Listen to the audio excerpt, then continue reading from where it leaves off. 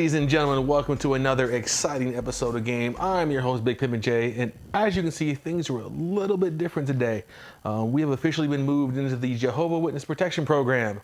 Mega Sean apparently has something going on with the feds, this steroid PED scandal, even though he said it was all natural. I heard it was something to do with the Fenderin, but I don't know. Fenderin, PED, I don't know, man. All I know is that I'm getting mixed messages myself. Mega Sean, why, man? You had 15 jobs, you got us a bunch of stuff, and now look at us, man. We're all holed up in the house. But we do have the entire game crew. As you can see, my man Simon Says this here. How we doing, man? I'm doing great. How you doing? I'm doing great, man. We got Waffles here. What's up, BP? I'm still breathing, man. Life is good. You guys are two of the biggest comic book collectors that I know. Not only do you guys have like stacks of the size of Texas, you guys know more than just about anything that I'm aware of. And I just recently decided, you know what, I want to start collecting comics. Not necessarily to read a lot of these comics, there's a lot of cool stories and the internet's a beautiful place, but you know, I want to start kind of collecting some showpiece type stuff. And I'm not willing to break the bank, just a few small cool things. Like, you know, I love Todd McFarlane. And this kind of stems from something that happened recently, is that I was digging through all of 7 comic books I saw and realized I had a Spider-Man one with Todd McFarlane, and you almost broke my legs to get it. So I decided I'd put it in a little glass case so everything would be cool. And I wanted to ask you guys, man, how do you start collecting comic books? I mean, what are the things to look for? What are the things that new guys like me should look for when we walk into? Because I don't want to get raped, man. I mean, that whole pound me in the butt prison thing does nothing for me. So I want to go and, pay a few bucks, have something cool. Guys, help a brother out. Well, you can start you will get raped if you go to the wrong places, by the way, but you can start at your local comic shop, like if there is one by you, but you can go there. They have, most comic shops have a large backlog of issues you can go through, and like the most you pay maybe is like $5 or $10 for some back issues, depending on what you're looking for. Like Guardians, that's new now, so everybody's out looking for those books now. And like I said, people didn't really know a lot about Guardians until maybe a couple of months ago. So that's the new book to get now, but. I kind of feel like, buying some of these comics is almost like playing the stock market. Like some weeks they're up, some weeks they're down. It kind of is, because if you like want to like start at something like old, yeah, it's gonna be the older the book, the higher the value. But I would say another thing that you want to like look at is maybe like if you're lucky for garage sales, because there are a lot of people that want to get rid of all their stuff, and sometimes the kids don't come back and they leave their comic books there, and they'll sell like maybe like Wolverine issue 110 or whatnot, and that one I saw for a while. I think it was going for like 120. Yes. And those you don't know, I believe that's the one where Wolverine's adamantium gets ripped out. I remember reading that in first period computer class in high school. Those are my memories of that book. Yeah, but say for instance, like you said, you go there and you see that, and she sells it for you for $5. That's a steal. Well, this is true, right? I mean, I was out recently and found some old dude who's probably in his 60s who had a bunch of stuff from the 70s, and I found like an old Inhumans #1, which I thought was cool. I got it for like $12 or something stupid. Comic book's not the best of all shape, which I guess goes in my next question. What are some of the things when collecting comic books, from a condition standpoint, that I should look at? Now, I know stuff in the past 10, 15 years will look kind of new, but we're talking stuff that's older than all of us. I mean, we're going to get some weird yellowing, obviously. We may get some weird kind of crease type stuff, but what are some of the things I should look for to make sure that, look, if I'm dropping $20, $30 in a comic book, that, it's actually worth $20, $30? Because not every time do I have time to look down at my phone and check to see what eBay says and go from there. Go ahead, Walter. The cracks on the side of the books are what you look for when you open the book. When you open the book like that, it's gonna crack going down. So if I open the book and it falls to dust, that's probably a bad thing? Very much. Okay. Well, then another thing too is like also the stapling too. If you decide to open it up and you open and one of the pages comes out, the staples are probably either, I don't say ward, but like I guess the person that read them too many times, and I guess the page kind of like ripped out the staples. So that's another one. Like you said, that one, and then the cracks on the side of the books too. No, that's another one that when you get it, it'll depreciate the value of the book. And also, of course, dog ears, anything those type. Drool, coloring bookmarks. Well, yeah, that definitely. Yeah, anyone who colors in their books, I mean, don't let your kids grab your comic books. But those are the things that you want to look for if you're trying to get a collectible, because I mean, like you said, you wanna have a showcase and then show all your people, your friends and everything that you got this book and wow, it's like sweet. This is in like perfect condition. Maybe eventually down the road you might want to sell it. Definitely want to make sure that it's in top condition before you actually sell it.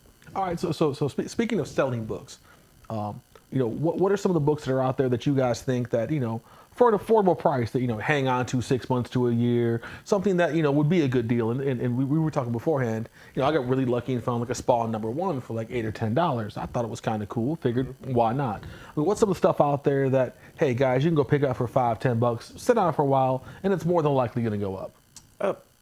So you can get variant covers for certain books that come out. Usually you have to special order those. Okay. Yeah.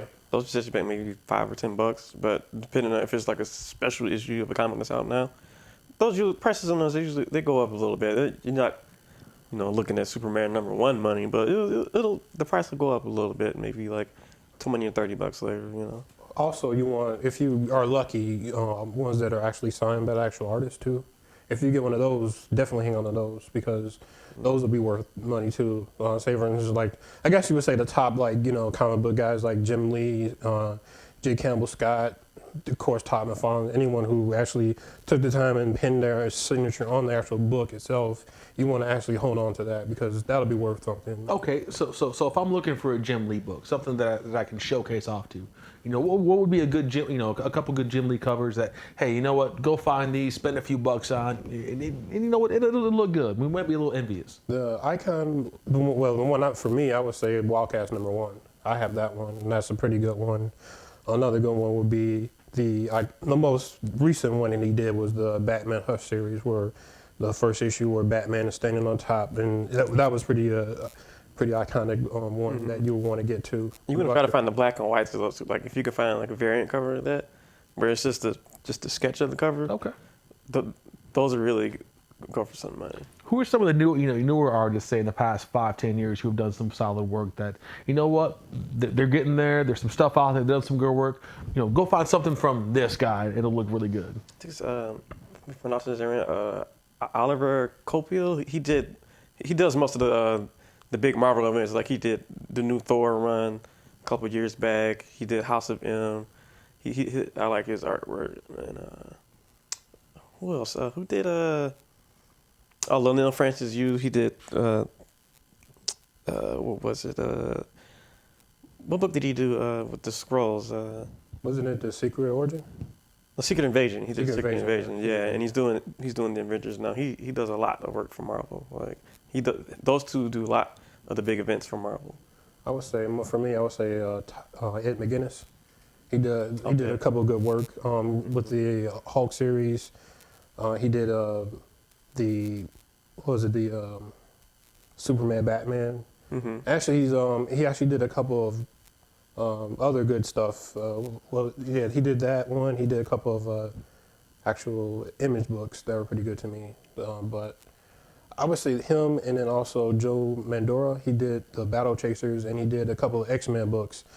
Battle Chasers, we won't get into that, but it's a actual different type of comic book illustration or department that they started up on their own. Company. Cliffhanger, yeah. But very cool. But yeah, he's one of the good artists, and I like his work too. All right, real quick, because I think I hear the feds about ready to be swooping around. I want to go get some pool time before we get out of here, man. I hear nigga Sean coming too. Well, we'll just kind of keep him in the basement if possible. Yeah. Give me two of your favorite books. The one that's in your collection that you love, and the one that you would just love to have. I would say The Age of Apocalypse, like that whole series. I remember those. That's what got me back into comics. Okay.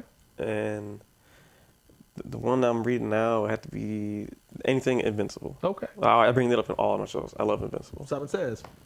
Simon Says, I would say the one I have that I like the most, Death of Superman. I have that entire series. And I would like to get my hands on some of the old Green Lanterns, especially the ones when Hal Jordan pretty much goes nuts. That's the one I'm looking for. See, personally, I'm just looking for anything I can flip and make a quick buck, man. Guys, thank you guys so much, man. As soon as we get out of this joint, I'm going to go hit me some garage sales, find me a flea market or 2 or 3, and see if I can find some stuff to get things together. Guys, you know what? please hit us up on Facebook. Even though we're still locked up, we got a little bit of internet access here. Write us, check out the channel. A special thank you to Culture Junkies for actually getting us hooked up with the guys to get this place, because Lord knows, well, we can't do it with our comic books. Until next time, guys, I'm Big Boom J. Game over.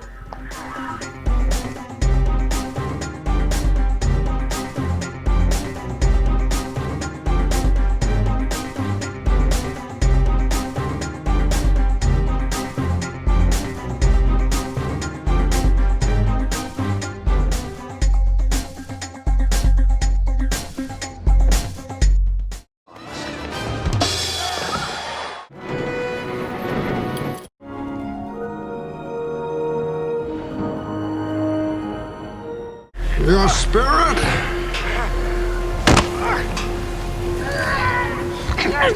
Oh, your buddy! My back! Oh, my back! Culture Junkies!